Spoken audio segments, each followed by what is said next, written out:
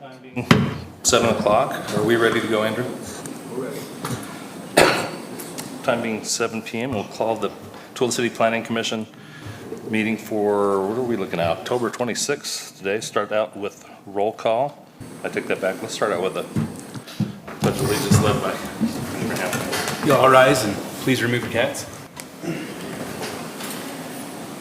I pledge allegiance to the flag of the United States of America and to the republic for which it stands, one nation, under God, indivisible, with liberty and justice for all.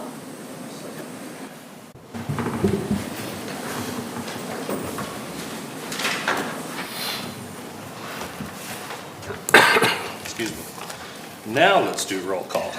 Commissioner Hammer. Here. Commissioner Goches. Present. Commissioner Proctor. Commissioner Hamilton. Here. Commissioner Jensen. Here. Commissioner Smith. Here. Commissioner Sloan. I'm also here.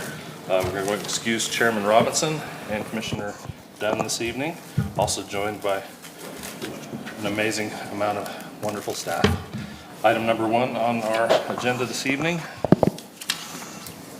Public hearing and decision on conditional use permit request by Christian Martinez for a dwelling multifamily use at 432 South Main Street in the MUG Mixed Use General Zoning District on 1.33 acres. Mr. Agard. Thank you, Commissioners. This project involves the 1.3 acre parcel, which is located south of 400 South and between 50 West and Main Street. The property is largely vacant with some existing legal non-conforming accessory structures located thereon. Property currently bears the MUG Mixed Use General Zoning. Properties to the north, east, and south are also zoned Mixed Use General. We have properties to the west that are zoned R17 and are largely used as single-family residential. There is a mix of uses in the area with some commercial east and south of the subject property. The mixed-use zone permits a mix of commercial, multifamily, and single-family residential uses, hence the name mixed use. The applicant wishes to construct some multifamily residential apartment buildings on the property. The mixed-use general zoning district permits multifamily dwellings, but a conditional use permit is required. I must emphasize that this application is not a site plan design review. This application is to approve the use of a multifamily dwelling on the property, not to review site specifics. The applicant has submitted a site plan application that is currently being reviewed by staff, and that application will be presented to the Planning Commission at a future meeting when it's ready to come to you.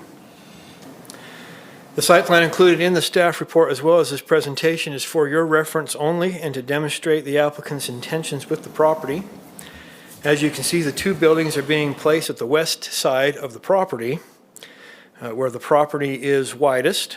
Accesses are proposed on both 50 West Street and Main Street.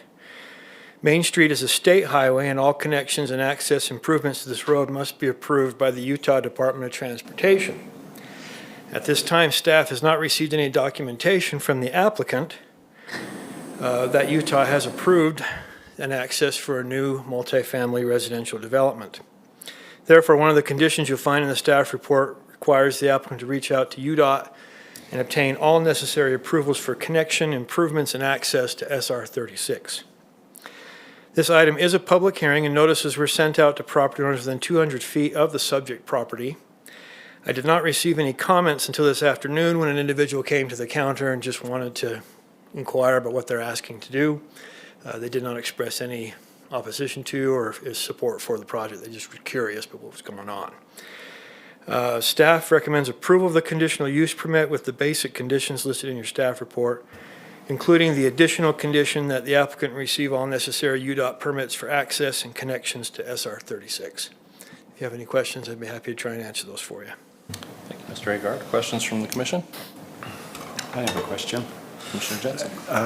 Mr. Agard, I think it's on one that's later tonight, but I was reading through the packet and it was talking about from a commercial or for a multifamily site plan like this, abutted to single family, there's a requirement for a fence. Mm-hmm. Does that pertain here as far as city code goes because it's not abutting like R7? Mm-hmm. That's an excellent question. And I actually reviewed the actual language in the code just this afternoon.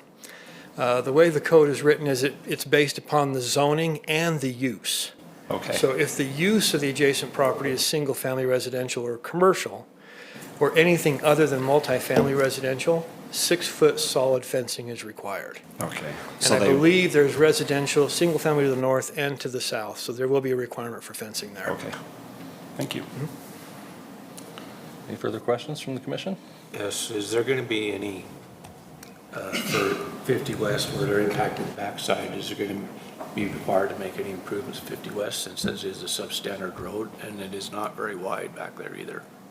They will not be required to make any improvements to 50 West based upon an ordinance, I think, that the council passed a couple of years ago, basically waiving those required improvements on those substandard roadways. If they want to improve it, they can, but there isn't a requirement to do so. Okay. So does that Excellent mean no questions. sidewalks will be along that road or anything like that? 50 West? Yeah. Only if they desire to, if the applicant desires to do so. Interesting.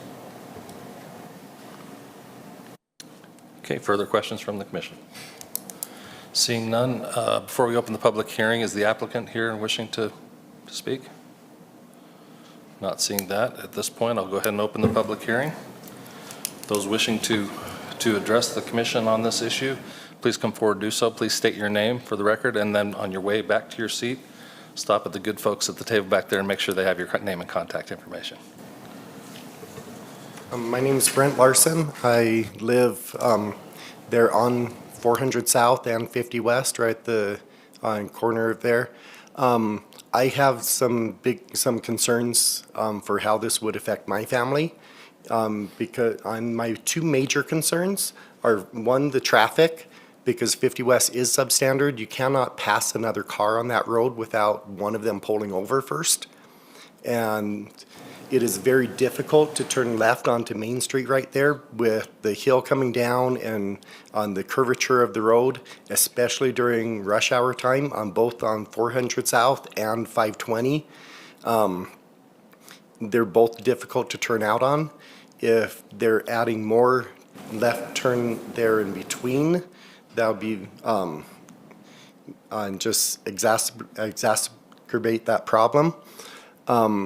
The other big concern I have is if there is any water runoff from this property onto 50 West. We already have, there's a storm drain on 520 that takes the water from on the street and puts it onto the park that's right up there. And the park usually can't handle the volume of water in the bigger storms, and so that water rushes down 50 West. My house is slightly below grade from the street. And so we already have sandbags around our garage and our window well on that side for the bigger storms. If this property is adding to that runoff, then we may end up with a flooded basement. And so that is a huge concern to me.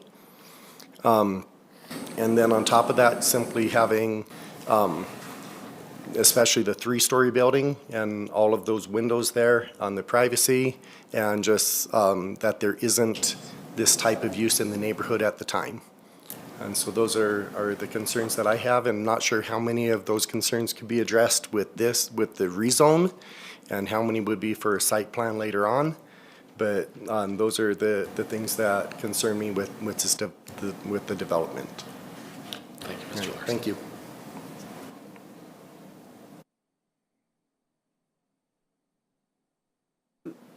My name is Carol Latham, and I live right on 400 South.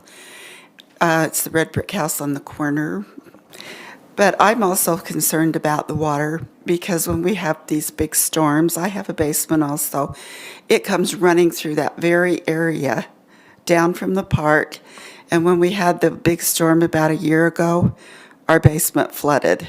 I want to know, will they be able to set up something where it will redirect the water so that it doesn't go onto our properties and into our basement?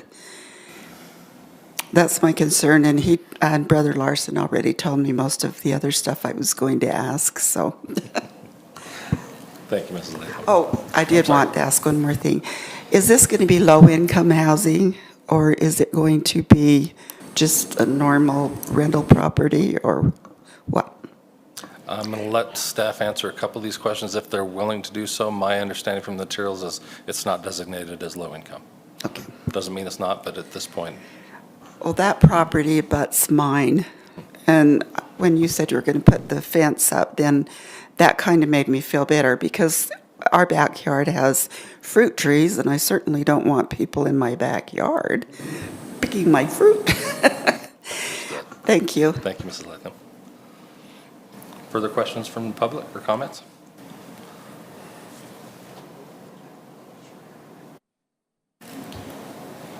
My name is Zach St. Clair. I live on 4th South and 50 West. First off, I think this is far too many people for that small little area. If you want to use 50 West as a driving space to get in and out, that's just a disaster waiting to happen. I just measured it 22 feet wide in pavement. That's 22 feet wide. There's not much wider that you could possibly go. Because you'd have to steal pieces of our yard and somebody else's to do that. So that's gonna be a disaster. It's a 3-point turn for us to get out of our driveway every day, every time I get out of there. 3 points. So for me to do that quickly when all these cars are flying down, that's a bit of a worry. Then the other option is for you to send them on the hill of Main Street. They have to go uphill, pick up speed. It's just a disaster waiting to happen. Beyond that, like, the plan shows it butted right up to our fence. So their windows are gonna be looking right into our yard. That's our concerns. Privacy, the route to get up there. People walk there, but you also have that park. So kids like to go back and forth up 50 West to go to the park. It's very safe. That'll change. We won't even be able to see the park. So amongst everything they said, same concerns with the flooding. We got flooded too last year. Everything rolls downhill. So that's our concern. Thank you, Mr. St. Clair.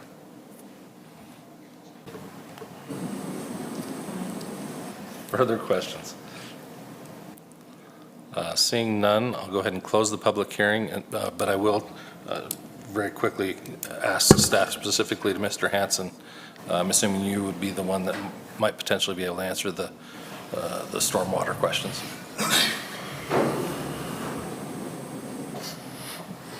Or any other kind of water questions?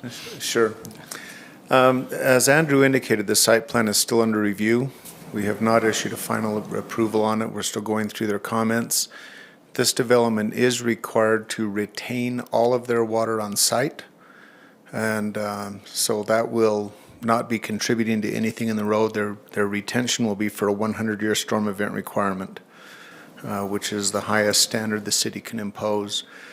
And we can certainly look at the road in terms of other drainage and see if there's things that could be done there, but it would not necessarily be this developer's responsibility. It would be something the city would have to just take on. Thank you. Any other questions for Mr. Hanson? Well, we've got him up here. Yeah. I'm going to assume 50 West is going to be our responsibility as well, since there's nothing in code. It is a city street. I know it's in bad shape as it is, but It is, it's not it used is. as much for, okay. Yeah, as Andrew indicated, a few years ago, the city council accepted 50 West from a requirement for improvements, along with 150 West and Garden Street. So we're prohibited by code from requiring further improvements beyond what's there. Okay. Commissioner Gochus, did you have a question? I did have a question regarding the access and the narrow street. What is required to be asphalted? What is the width that's required for asphalt? On 50 West, nothing. Nothing beyond what's there. As to the access on Main Street, because that is a UDOT access, UDOT will require a traffic study. And so UDOT is the one that will permit that access, and again, it does require a traffic study for that access. But we have nothing to require them to do on 50 West by code. I see. Thank you. Commissioner Hammer. That brought up a question then. If UDOT were to deny access onto Main Street SR 36, would we approve something this large that only had an exit on 250 West? I think that would bring us back to having to look then at fire and other conditions. I think that may open the door for further discussions.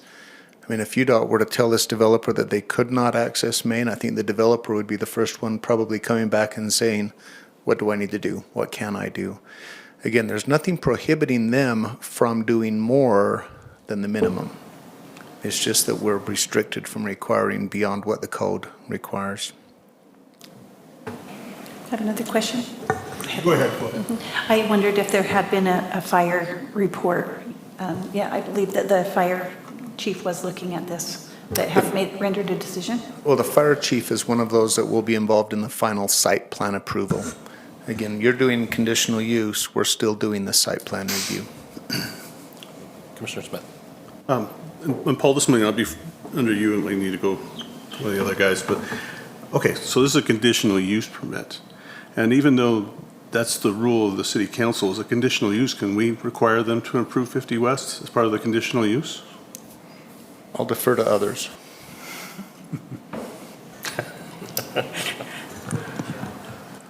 Uh-oh.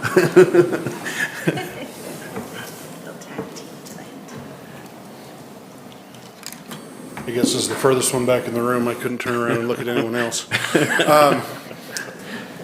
Very simply, as a conditional use, you would have to create and identify a specific hazard or nuisance, and then identify a condition to mitigate that.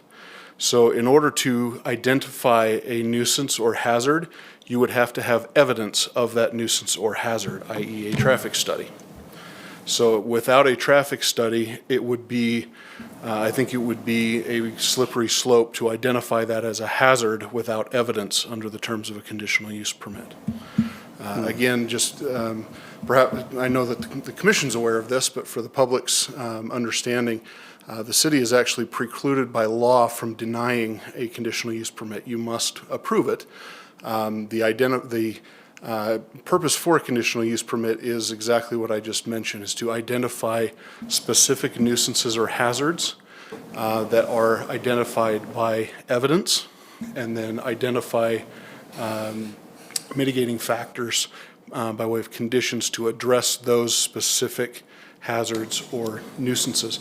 If one cannot be mitigated, it in fact is up to the commission to come up with one that can mitigate it, regardless of how nonsensical it may be, and then it's up to the developer whether or not to proceed forward following that. But that is the standard by which you would need to establish a specific hazard or nuisance, and then to identify a specific condition to mitigate that hazard or nuisance.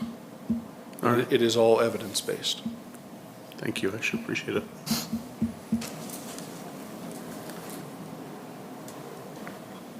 Further questions? Comments? I see wheels spinning all over the place over here. I do have a comment for the Planning Commission.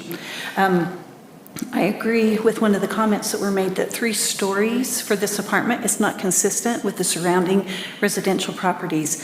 Does that create a specific nuisance? Really missing the city attorney's office here this evening. Jim, perhaps you can hobble up here again. Poor Jim. We'd like to apply for law school too after today. It's all right. I haven't got my steps in yet today. I've been stuck to my desk. But actually, if there is a specific standard in the ordinance right now, i.e. building height, that is what's allowed. So a specific nuisance would be something that is not controlled by the ordinance already. So if there is a height allowance in the ordinance, that is the standard. We wouldn't be able to restrict that. And frankly, we would, something like privacy is actually a subjective standard, and you would need to find evidence to establish privacy. It's kind of like what my view is. Well, if I turn another direction, I have another view. So it's a subjective standard to establish by way of creating a nuisance. To address your question specifically, where there is a standard for building height in the ordinance, we would not be able to restrict that. They would be allowed to maintain that allowed building height or standard that's identified in the ordinance. Does the current project meet those standards? That's part of what's going on with the site plan review. If it doesn't, it will be shortened to meet that standard. Thank you. Further questions? Seeing none, perhaps a motion, some comments? Kool-Aid, pizza? Let me just scoot. I'd like to make a motion. Please. I'd like to make a motion that we table this until the developer can be here to answer more questions. Okay. Because I'd like to have more answers. We have a motion. Do we have a second? I'd almost like to add to that motion, because I'd like to see a traffic study, and I'd like to see the results from UDOT on SR 36 before I make a decision. That's just my opinion. I'll amend my motion to that. Okay, I'm going to take yours as, if he's taking that as a friendly amendment, are you cool with that? Yes. Okay, so we'll count you as a second. I will second that. Poor Jim is getting up again. My concern, just as I'm sitting here looking at it, is I don't know that that's within necessarily our purview on this, because we're not identifying hazards. We're suggesting that there are some. The traffic study, if I understand correctly, is already going to have to be required during the site plan review, as is the water issues, and of course, as Commissioner Goetz just brought up, the height. So I'm not sure, and Jim, correct me if I'm stepping out of bounds here, but I think those things will have to be addressed at the site plan review anyway, because we can table, I don't have a problem with that, but be aware that that stuff, I don't know where in the chain the site plan review comes to this. Do they need this before they get that? Is it chicken and the egg? There is a little bit of chicken and egg in that. I do see a potential for being able to review the traffic study for the potential to establish a hazard. I think that it would be legitimate under a request to continue a review.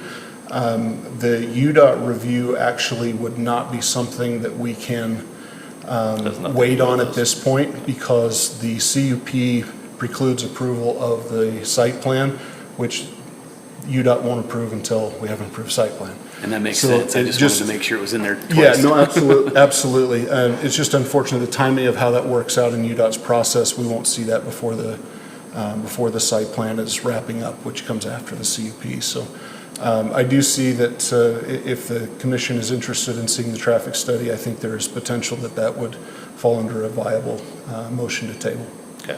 Let me also ask, with respect to the two making the motion, are we okay doing it pending review of that, or do we need to come up with a date certain? No, you have two options when you continue or table an item: to a condition certain or a time certain. So by saying that it's at your next meeting, that would be a time certain, because you're saying we want to see it at this point. If you're saying we want to see the traffic study, then that would be a condition certain that it be provided to you. So if it isn't done yet, it would be produced, provided to you, and then it would be put on your next available agenda. Okay, so just so we're clear, because I want to remember what your issue was specifically, having the applicant here to address this, so we want to make sure that all those. Okay. When, since you're standing, can we require the traffic study on 50 West as well? The traffic study would be an evaluation of the site itself. So it would look at the individual access points. It wouldn't necessarily address improvements beyond the access points, but it would establish levels of service for coming in and out of the site. So it wouldn't necessarily, it would look at it in terms of this is the number of vehicles you can expect to come in and out. It wouldn't necessarily say that X percent is using this one, Y percent is using that one. And even at that point, it wouldn't say it's going north, it's going south. So once the traffic leaves the site is effectively where that traffic study will cease. So we can, but it just might not be the information we want. Depending on what it is you're looking to establish as a potential nuisance or condition, it may or may not address that. My main point is I want to see how much traffic they plan to put out on 50 West. That may be a factor of North or what they're drawing. My assumption would be, just from doing this for a while, that the vast majority of the traffic in this traffic study will be positioned towards Main Street, just because it'll be the primary access and exit point. That's what a traffic study will identify, and it'll identify the number of vehicles that can be, or trips as they call it. So a vehicle leaving and a vehicle coming back is 2 trips. It will identify the number of trips generated by a site. It'll probably sway it most specifically towards the primary entrance, which would be Main Street. Ultimately, the interesting thing about traffic studies is they identify that sort of information. Human nature often doesn't follow studies. Yep, I got it. Okay. I have another question. Jim, before you leave. Sorry. We're going to get you a Bluetooth. You can just hook it to your car. Regarding 50th West and the city traffic evaluation, I know it's not a traffic study, would there be certain requirements for fire access, for fire suppression, and also snow removal? Andrew said there's no requirement for asphalt. Is there anything that's in addition that's required for snow removal width? If there is not a requirement for added width of the infrastructure, those other 2 that you mentioned would just simply come along with what's there. If there is an upgraded need for any specific purpose, it would be on the city to do that. Could that be part of a study, the upgrade required by the city? That's a cost to our citizens. Could that be also something that we'd like to address or be included? Address with this application? I think that would be a stretch to get that covered under a CUP as far as studying that, because it's not relative to the use itself, it's relative to the use of adjacent parcels, which would be the roads. So I think To that end, would Public Works, when they're looking at the site evaluation anyway, take snow removal, for example, into consideration? They always do, yes. But where we've got an ordinance on the books that says that for 50 West, I want to clarify one thing Mr. Hanson said earlier. He's correct. There are lower standards for 50 West, 150 West, and Garden Street. However, they're 2 separate issues. 50 West is what's referred to as a secondary local class road. 150 and Garden Street are identified as intermediate local class roads. The difference being the intermediate local class roads, which is again 150 West and Garden Street, have a reduced asphalt width, still require curb and gutter. The secondary local class road, which is 50 West, it's the only one we have, simply requires the dedication of right-of-way, but no improvements to that right-of-way. That was an ordinance that was adopted a couple of years ago by the city council, as he mentioned. So as long as the right-of-way is there, they have met their requirement regardless of what is constructed within that right-of-way. Does that answer your question? Maybe not to your satisfaction. No, it answered my question, but it also brought up another question. When you said dedication of right-of-way, what if there was private property that was required in that dedication? They would have to dedicate that, but then that would fulfill their requirement. And so that would be up to private landowners on that street that would be impacted. As they develop, yes. Are you talking about this applicant That or 50 everybody on the street? Everybody on the street. It would only be required as they develop. So homes that exist and are not improving their properties, building permits, anything like that, would not be required to do anything until they do. Okay. Okay. Further questions? Okay, so that I'm clear on the motion. It is table until the applicant can be here to talk to us about some questions that we've got, as well as the UDOT traffic study. Is that correct, the 2 motion makers? That's correct for me. Okay. I'll bring that back to a roll call vote. Commissioner Hammer, how do you vote? Aye. Commissioner Goches? Aye. Commissioner Proctor? Aye. Commissioner Hamilton? Aye. Commissioner Jensen? Aye. Commissioner Smith? Aye. Commissioner Sloan also votes aye. Move that is tabled. Can I make a quick?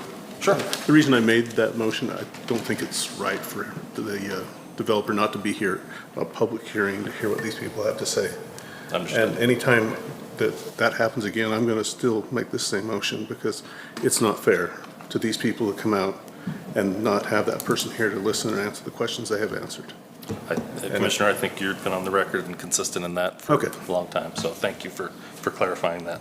Item number 4, public hearing and decision on a conditional use permit request by Kishka Erickson for an automobile sales and rental use at 494 South Main Street in the mixed-use general zoning district on 0.82 acres. Mr. Agard. Thank you, Commissioners. This application involves a property just a few meters south of the previous application. Planning Commission may be familiar with this property as a commercial daycare was approved for this property a few weeks ago.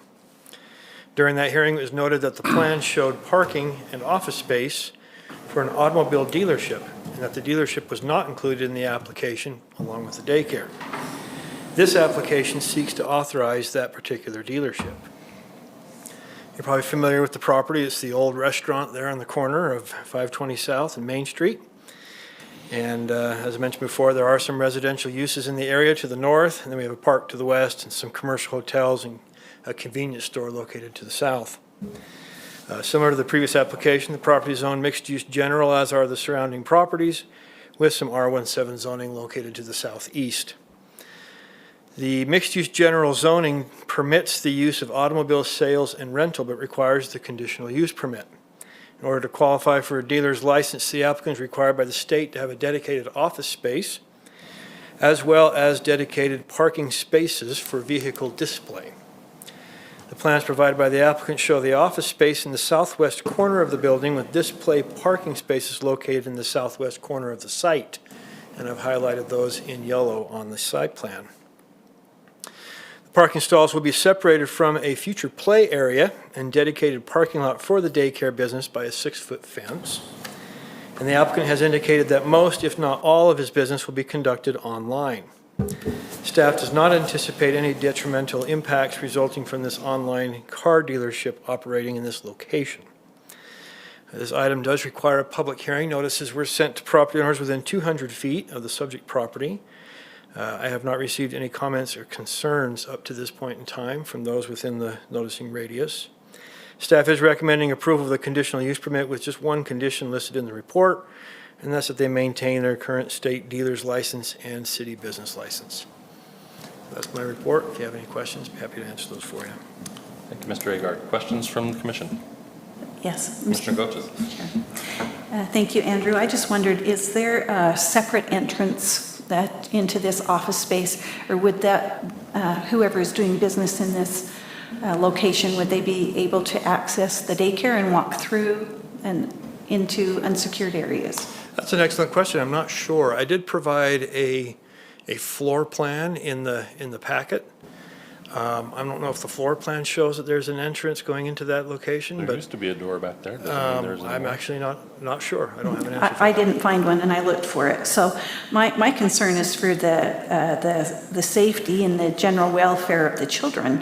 And even though this is an online business, is there anything that would prevent in-person business being, okay, so that's my concern, is having a secure area that was away from children.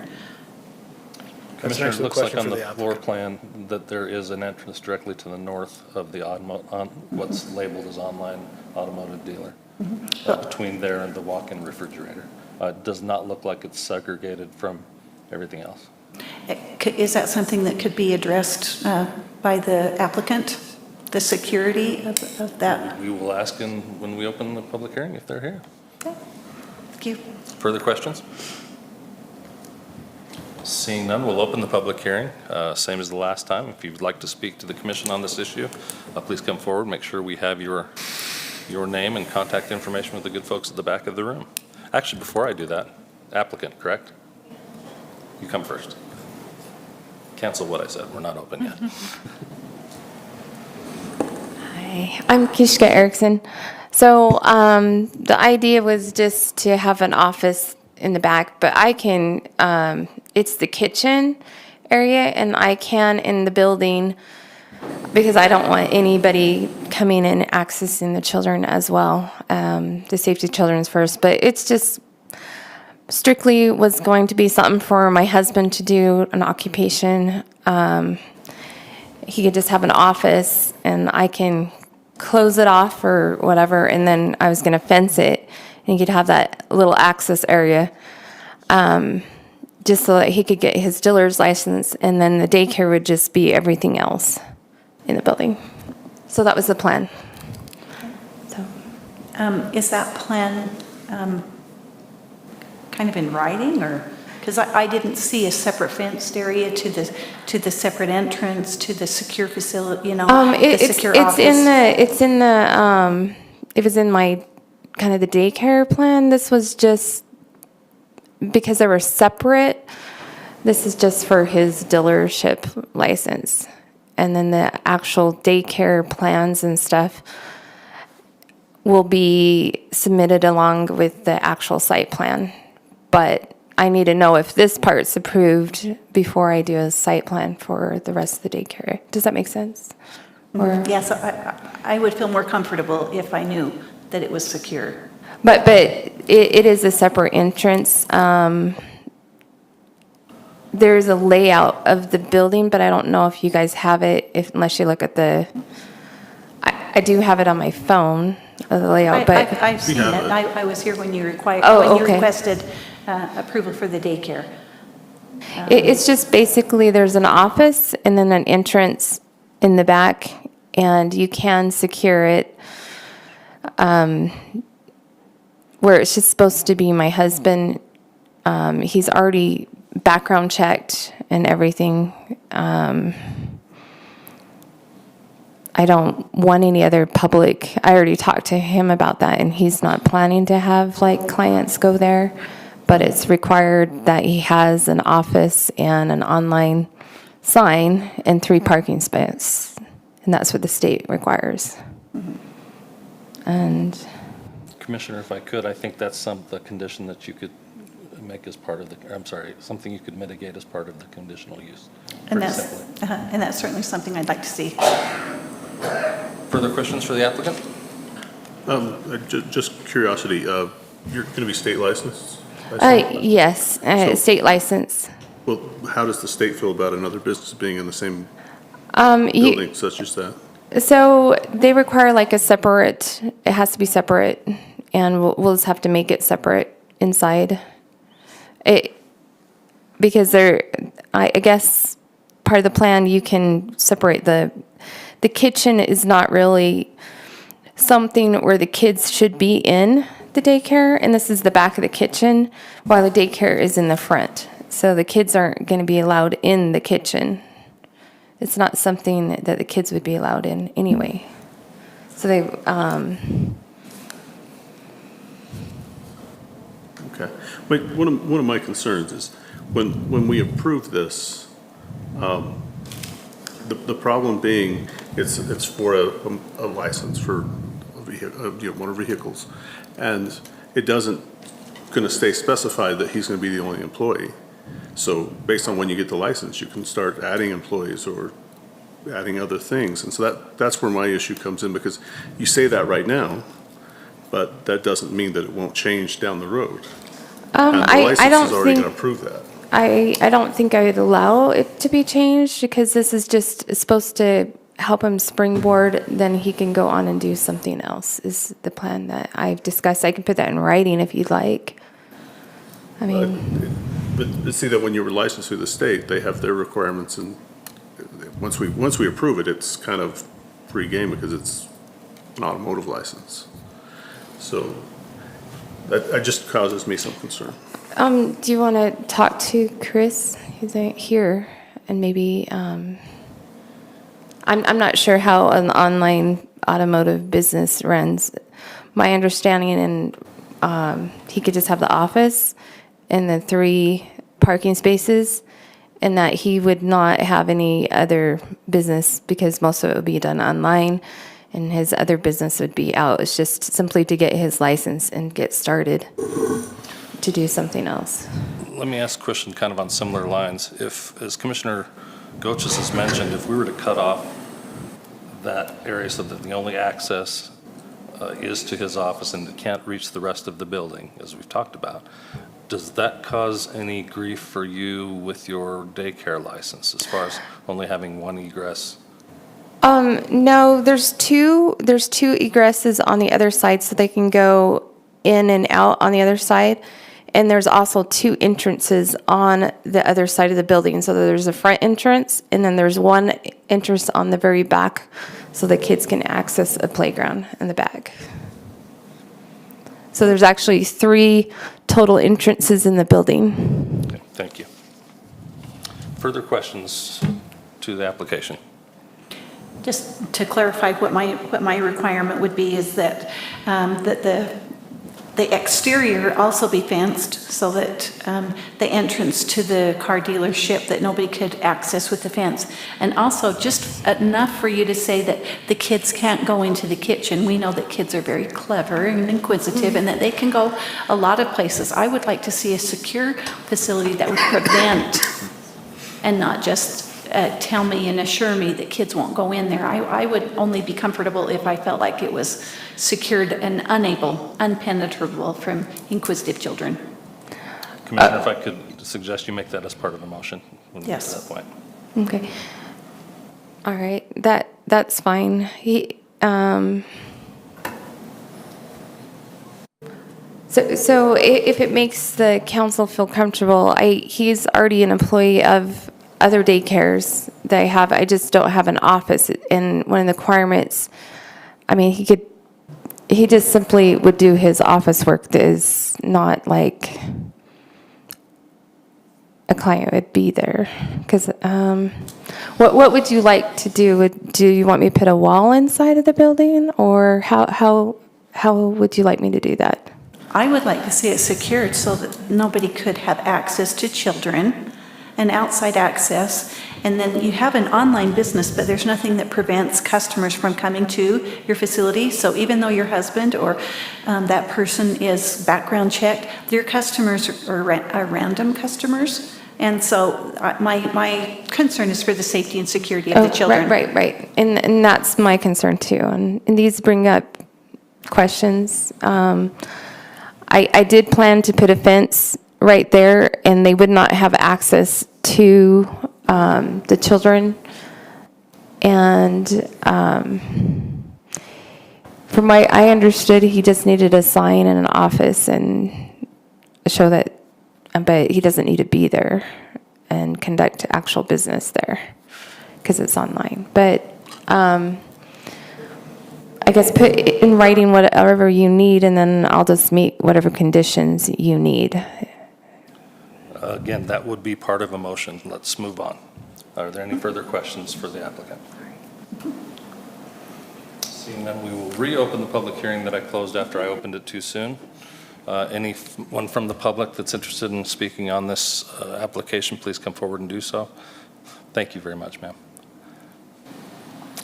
Seeing none, I will close the public hearing and bring it back to the commission for further questions, comments, or action.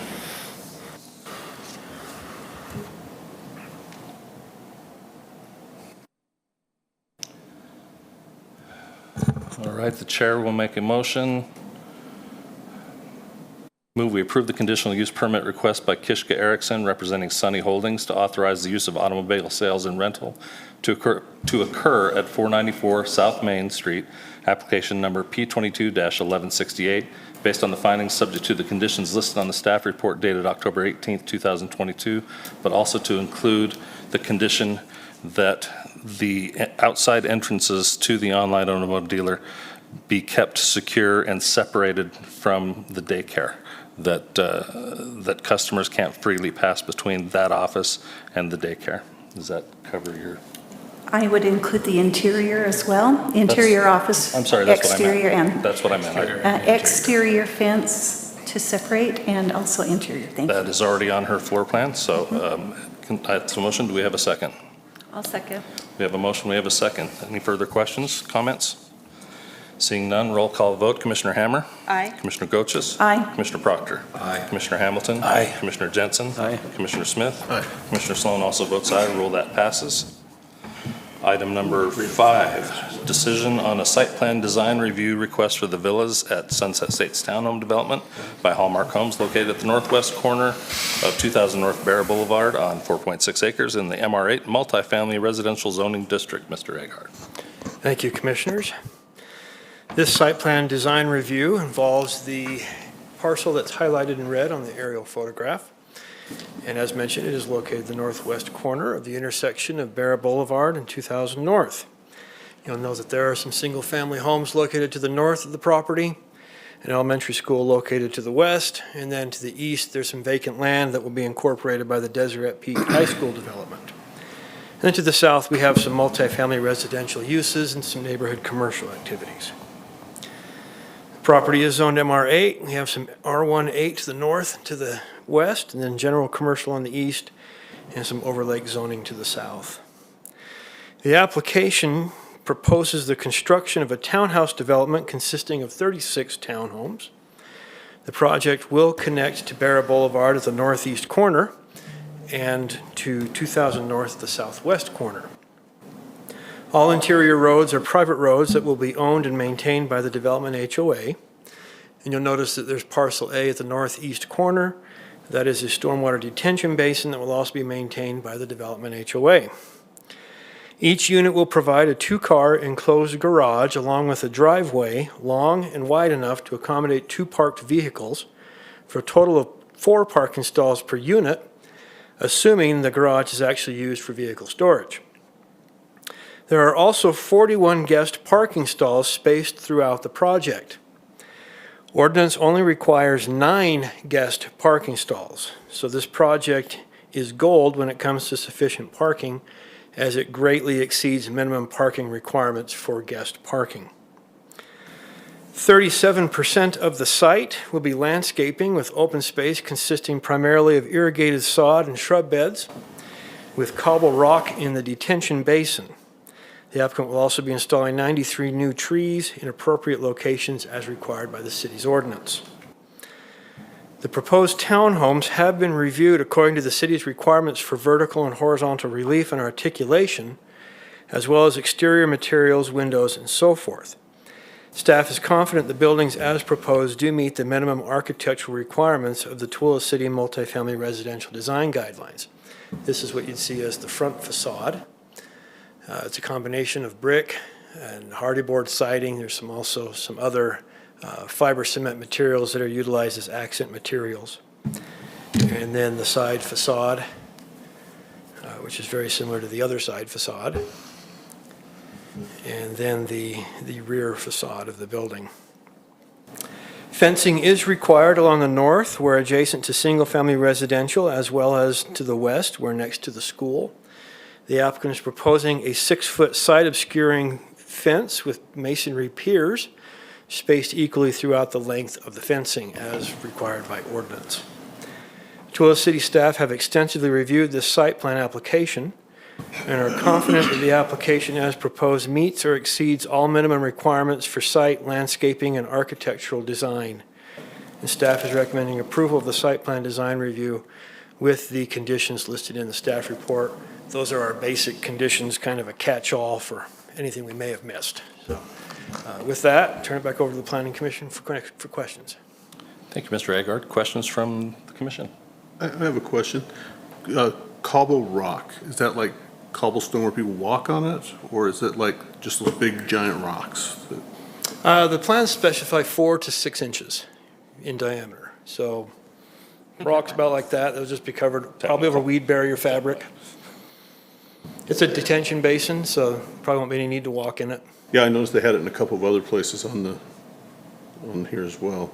I mean, my concern with those things is it becomes a trash because they get mixed in with the rocks, those bags and everything. Every place I've seen that, it looks awful. And I understand not wanting to have a lawn because it takes a lot of care and water and everything, but man, isn't there another option than big rocks that are going to collect trash and look awful? No, those are excellent points, and I don't disagree. Cobble is not necessarily a maintenance-free landscaping. It does require maintenance, in many cases, more maintenance than grass. Yeah. In regards to the zoning ordinance, there isn't anything that would prohibit them from installing the cobble if they wanted to use it. They just need to maintain it. Okay. Further questions? Commissioner Goches? Please. I'm just wondering about the Barra Boulevard, and that we know that there's going to be heavy traffic on that road because of the new high school.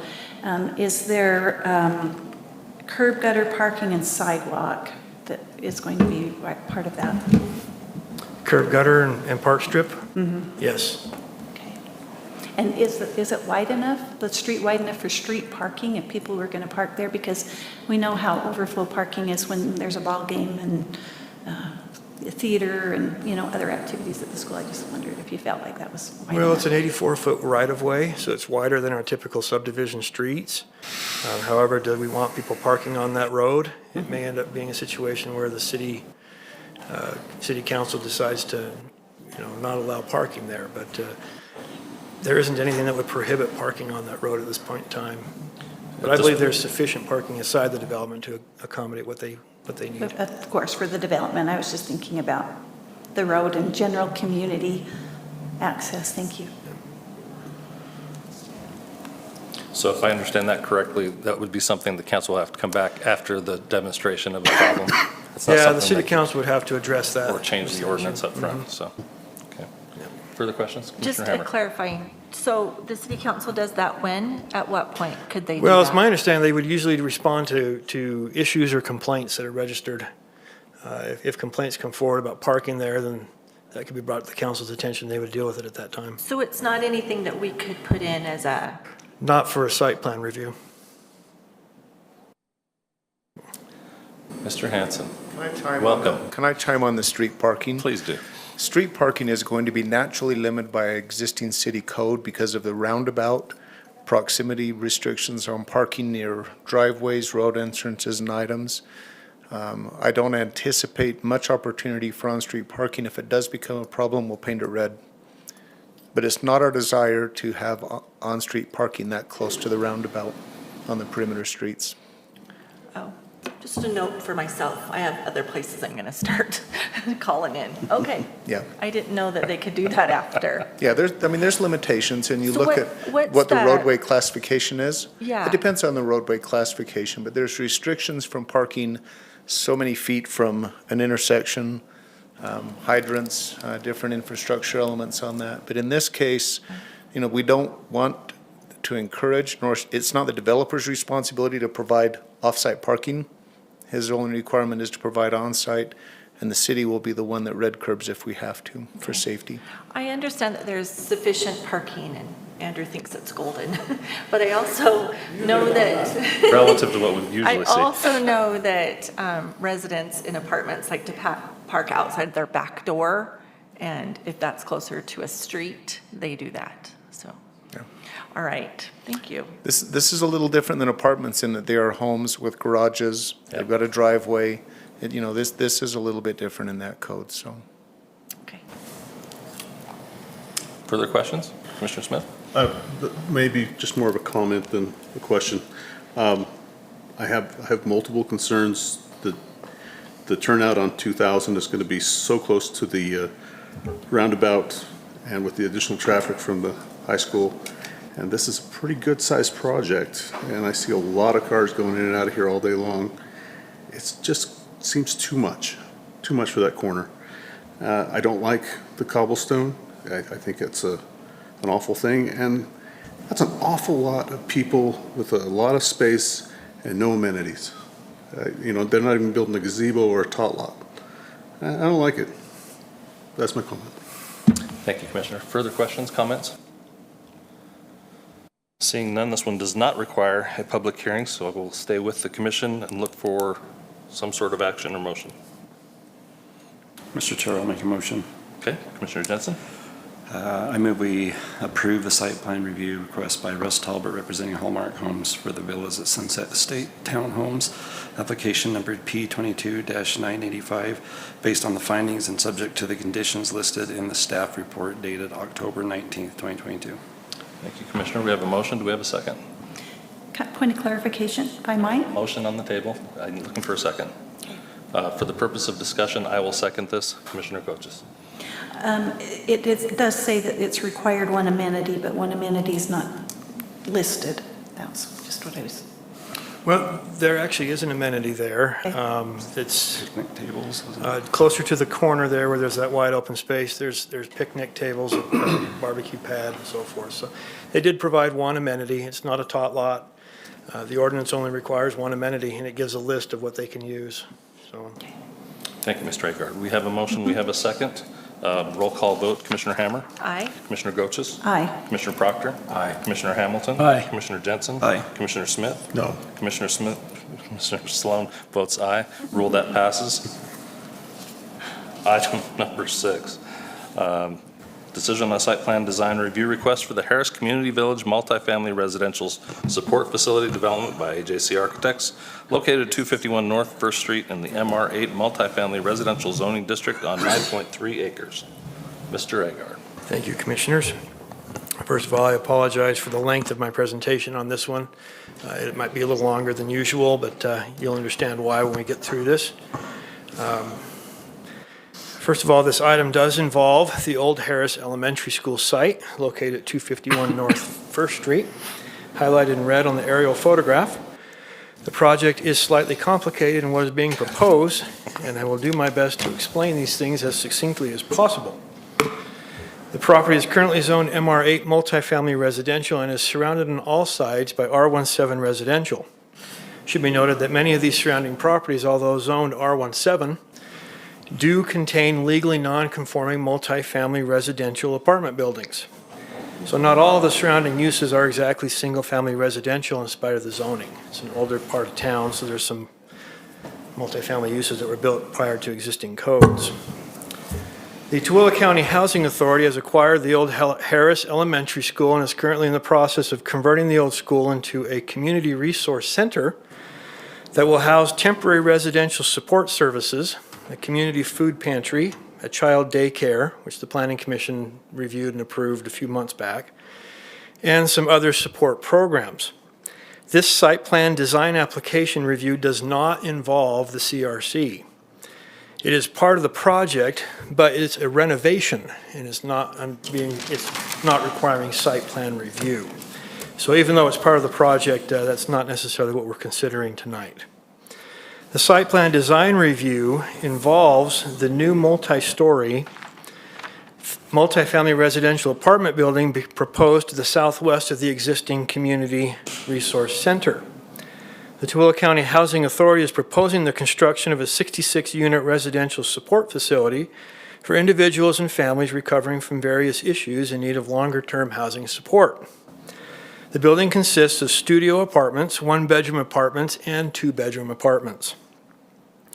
The site design places the building in the southwest corner of the property behind the main CRC building and ultimately behind proposed residential townhomes, making the building somewhat obscured from view of the public street.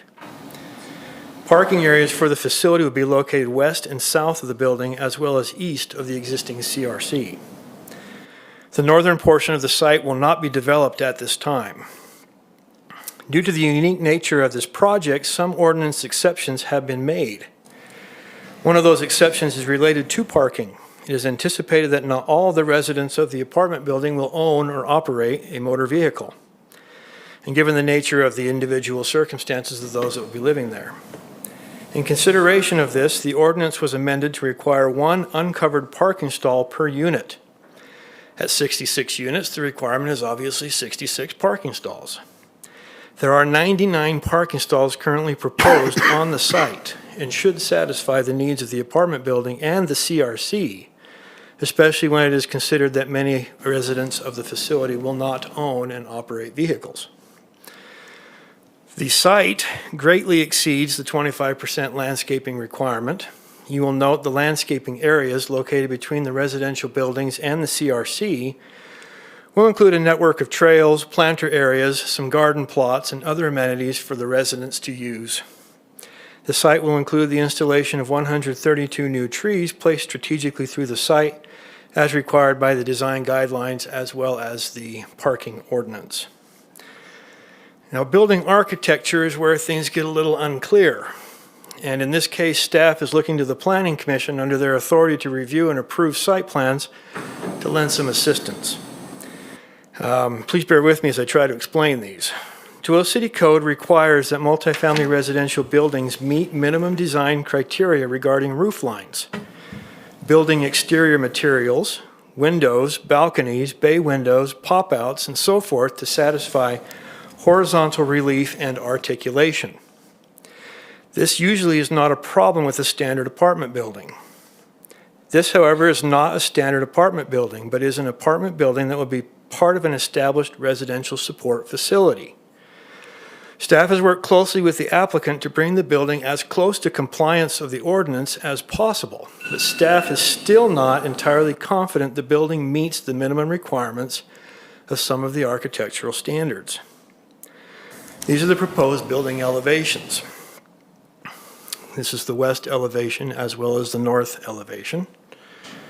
The north elevation is one of the front elevations. And then we have the east elevation and the south elevation. Because of the L-shaped building, they have multiple frontages that face public streets, and it kind of puts it into a different category in regards to architectural requirements. So the front elevations have brick predominantly as their exterior material.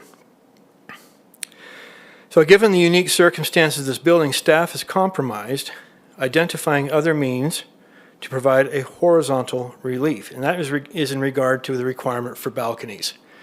The ordinance requires that all units above the ground floor have one balcony, and the intent of the balcony requirement is to provide that horizontal relief, so you don't have a large flat wall.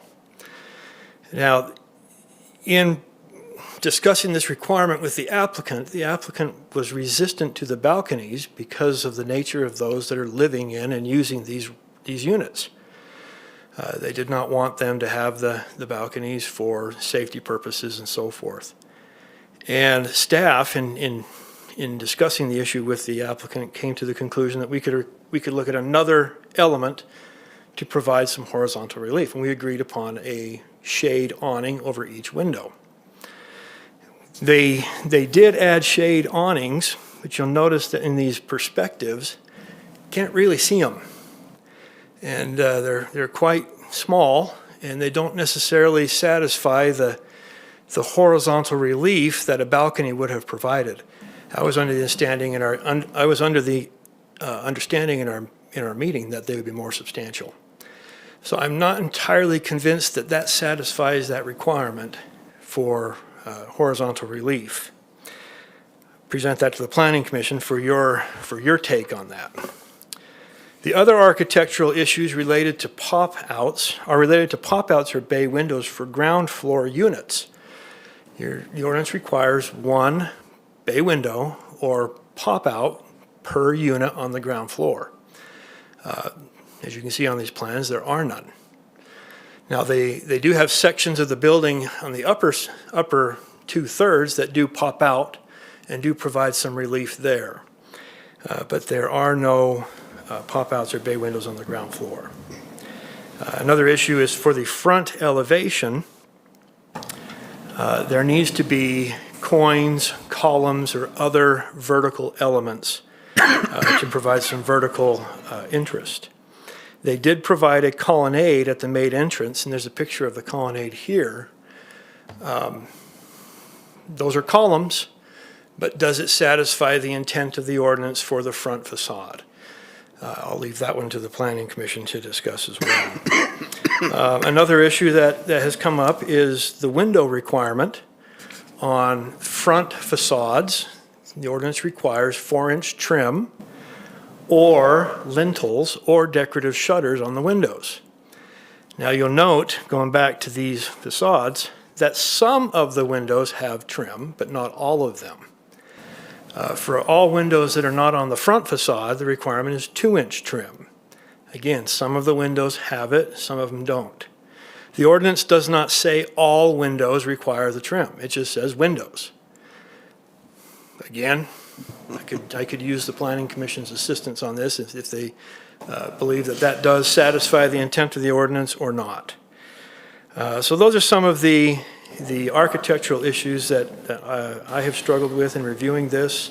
I understand that the applicant also has some special interest in regards to this because of the unique nature of the building being a residential support facility.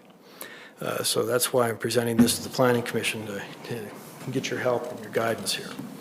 There's also a fencing requirement along the south and west property lines. Those are single-family homes primarily. There are some multifamily in there, but the zoning is R17. And in that case, with the zoning and single-family, a 6-foot solid fence is required with masonry piers. Their plans only say construct fencing. They don't indicate what kind of fencing they're going to put in there. The ordinance does say what type of fencing they have to put in there, so they'll need to clarify that. Other than the architectural and fencing issues I just discussed, staff is confident that the site and the landscape plans meet or exceed the ordinance requirements. And that's my presentation on the site plan. I hesitate to recommend approval of the site review at this time because I'm not confident the building and fencing meet the ordinance requirements. However, I present that to the Planning Commission for your decision. So if you have any questions, I'd be happy to try and answer those for you. I apologize for the length of that presentation. Questions from the commission? I have a question. Go I ahead. am shocked beyond belief. Heard you first, go. Okay. When I was reading through there was a question about the height of the building too. The building is right under 35 feet, and so in the zone, it's It fine. does fit in the height, okay. Yep. They're maximizing it, but it's there. It's there, just right at it, okay. Yep. And then I guess I had a few other questions while I have the, so I understand, I can wrap my head around and understand why they don't want the balconies. I don't, some of the other stuff, like the window trim, is there a reason behind that? They just haven't got to put on the plans, they're trying to hurry it through? The applicant is here, so We can ask them. can Okay. The only thing I can say this time is they just did not respond to the plans and the comments that I had on the plans. Okay. So, Okay, further questions for staff? Melody, would that be for Yes. you, or do you want one for the applicant? I'd like to ask staff, too. I'm wondering about the 6-foot solid fence. Is that required around the entire perimeter of the property? it's only required where the development is next to either single-family zoning or single-family land uses. So that would be the south and the West. west. And then going back to the plan, you'll notice there in the right-hand corner, those are going to be townhomes. There's a previously approved townhome development, but they're zoned R17. And so there will be a refencing requirement over there as well. Okay. So, pretty much everything on the south side. Okay. Further Thank you. questions? I'd like to ask the applicant a question, or maybe just, The applicant? yeah, if I Okay. could. Any other questions for Andrew? Give him a chance to sit down. Okay, seeing none. Thank you, Andrew. Would the applicant like to come? Good evening. Again, please, for our fabulous minute taker, identify yourself and let us know who you are. Sure. I'm Deanne Christiansen, Director at Tooele County Housing Authority, and this is Justin. He's the architect on the project with AJC Architects, and I'm going to defer to him for the questions about the design. So just like to try to explain kind of how we arrived here and what we were doing with the architecture. So the ordinance also asks us to look to historic buildings on the property for inspiration and for being contiguous with the historic buildings on the property. We identified the historic building on the property as being the existing elementary school. It has a much more prominent relationship to the new multifamily building than the adjacent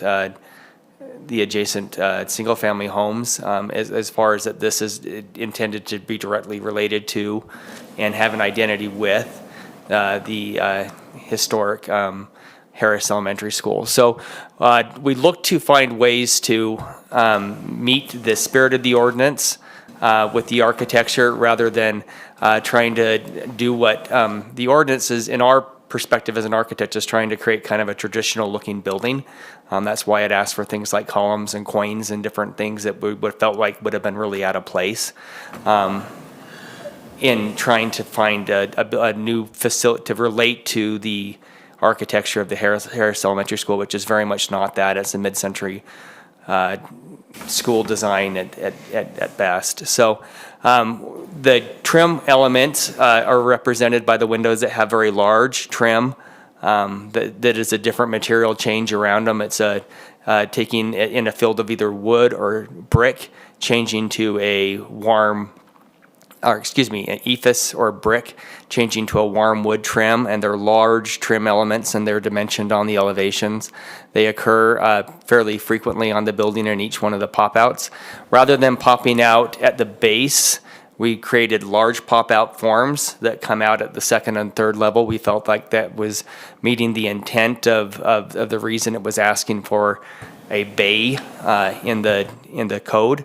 Those are regularly spaced across the building.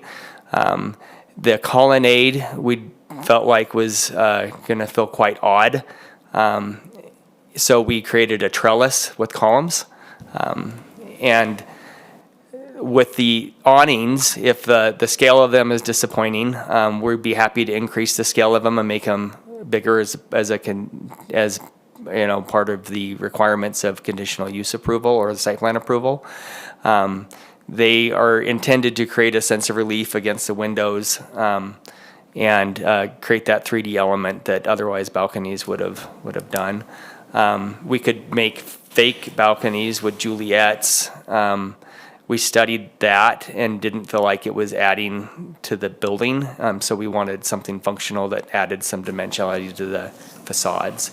So happy to take questions, but that was our logic and the approach. So Thank you, Justin. Commissioner Smith. Yeah, and some of the things I have to say probably are more comments than questions, but they're probably more directed at you. This building doesn't look like a home. This building looks like, I'll be frank with you, it looks like a prison. And these people who are going into this house need a home, more than anyone else. This design is awful. It really is. And I'm going to speak to you a little bit from experience. I was a city councilman in Midvale City when the Family Support Center was built. And the most important thing from them is to make it look like a home. And this doesn't look like a home. And you know from fact, we're willing to work with you, staff's willing to work with you, the council's willing to work with you. Make it a home, don't make it a prison. But this looks like a prison. It really does. And just because the school's built that way, and you're gonna use it, I understand, that's best, but make this a home. Don't make it a prison. That's my comment. Well, I appreciate your comment, Paul. I don't know how to address the response. I'm actually shocked because I think the building's beautiful. I think we've done an amazing job, and I think it looks good with the school.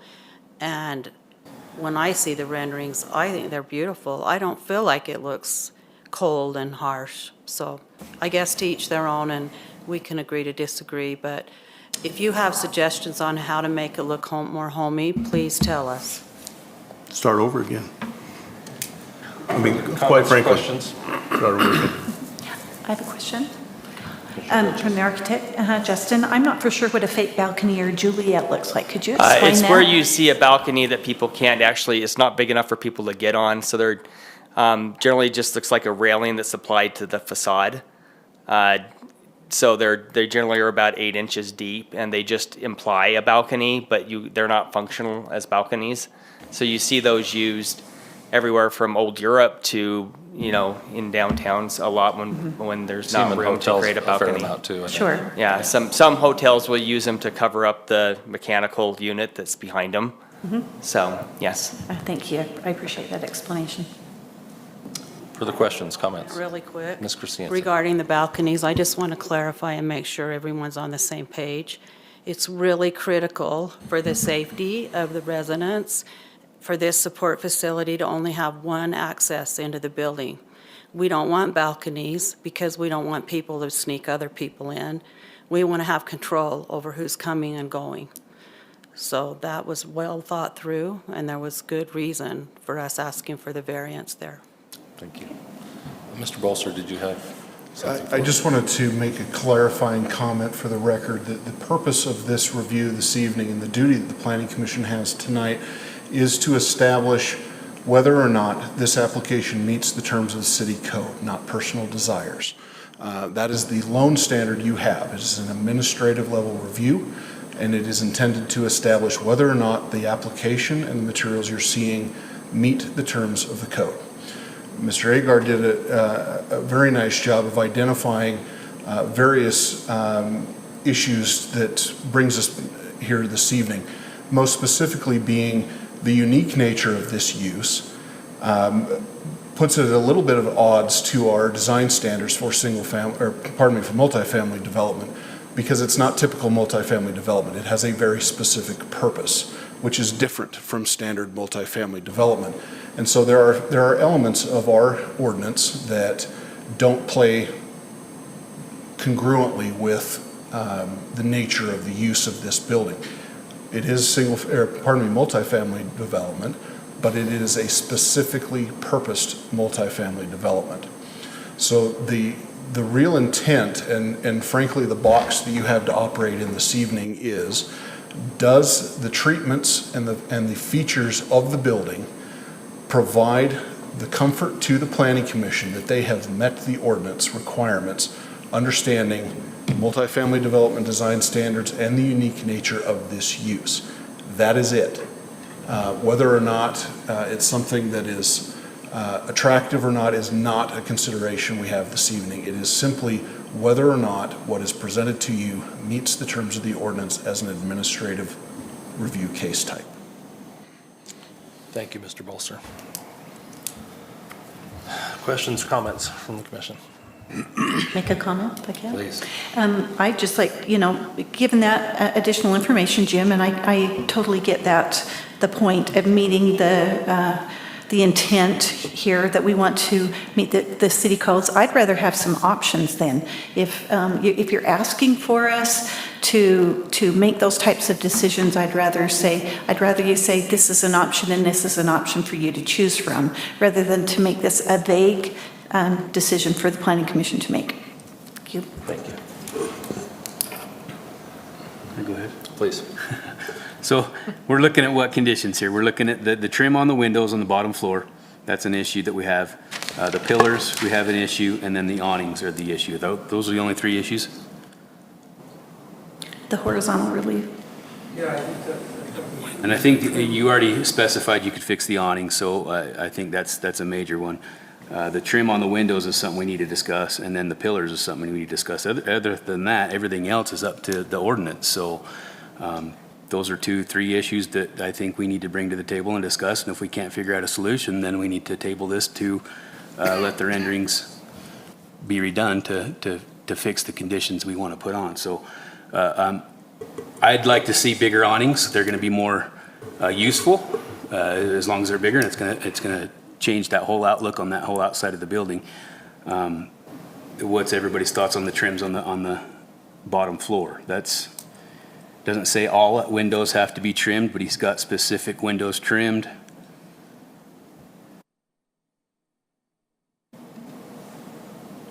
We want to make a condition that we have all windows trimmed. I mean, isn't that the discussion we're having tonight right now? We're supposed to be having. I mean, we're getting off topic here, so I'm trying to get us back on track. We're getting off topic because our feet are dangling, for lack of a better term. So at this point,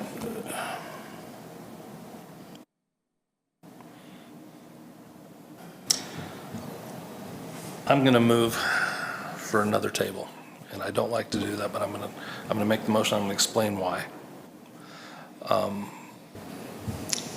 Commissioner Goches correctly points out this is quite honestly above our pay grade.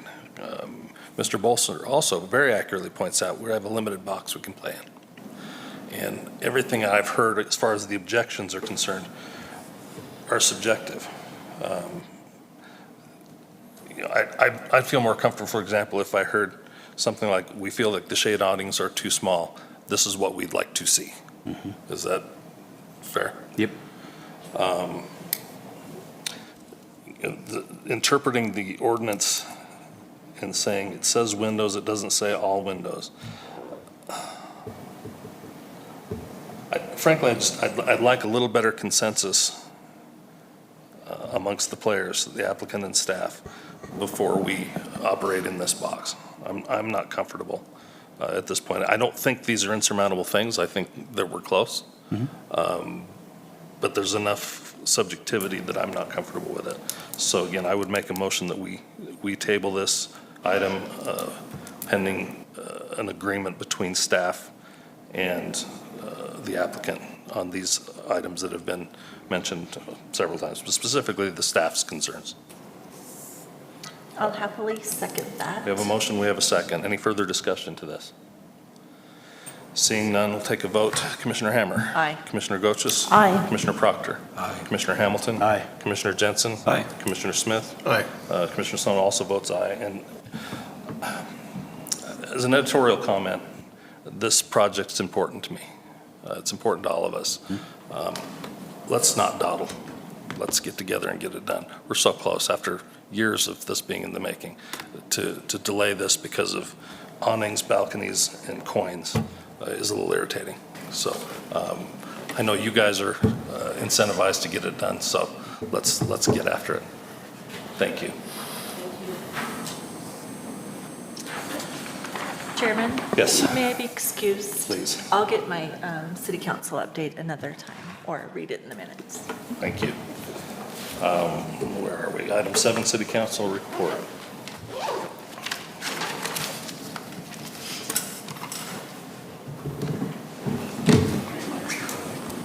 Good evening, everyone. We did not have a super long city council meeting last time, so, but I thought I'd just talk about a couple of things from the work meeting especially. But first, don't forget to vote. The ballots have been mailed out, and you may, or hopefully you all know that there is a question number 1 proposition by Tooele City about the Parks, Arts, and Recreation on the ballot, so don't forget to vote. And if you have questions about that, feel free to ask, or you can watch the broadcast of Mondays of the Mayor with the Mayor that Councilman Graff and I and the Mayor did just last week. It's on the YouTube channel or on the website.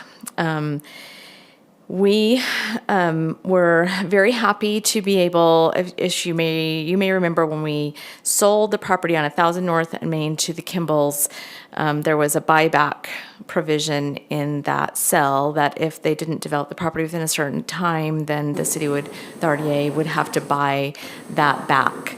And we've passed that time, and they are going to develop it, yay. And so we were able to pay off that bond, and we're done with that, and we'll be moving forward on some development in that area. So that's very exciting for Tooele City. And we also talked about a sign and sidewalk assessment that was recently done in Tooele City. We have some work to do on, especially on the ADA ramps within the city. And so the Public Works Department is reviewing that plan and coming up with kind of a long-term plan where we can put some budget toward that, a certain amount every year to get those to where they need to be as far as being with detectable warning surfaces and replacing sidewalks on a rotating basis. We do have you've all heard about the 50/50 sidewalk program, hopefully. We have some people taking advantage of that, and we have budget in there, but probably some more work needs to be done on sidewalks, so working toward that. Pretty big number. It was 1.4 million for just the sidewalks. And that didn't include the and then ADA the stuff, ADA was another roughly $1 million too. So it will be a long-term plan, but we'll work toward it. And it's good to know what we have to work toward, and then we're able to budget better and more appropriately when we have a plan. So that's a good thing. And then one other thing that you will probably be seeing in the near future is a possible city code text amendment in regards to the mixed use MUG areas, mostly on the south end of town, which we talked about a lot tonight. We have residential treatment facilities and programs at this point are only allowed in residential areas, and we have some interest in those being possibly one opening in a mixed-use area. And so the staff is looking at the city code to see if that's something that would be amenable and work for everybody in the city. And so it will, of course, come to you.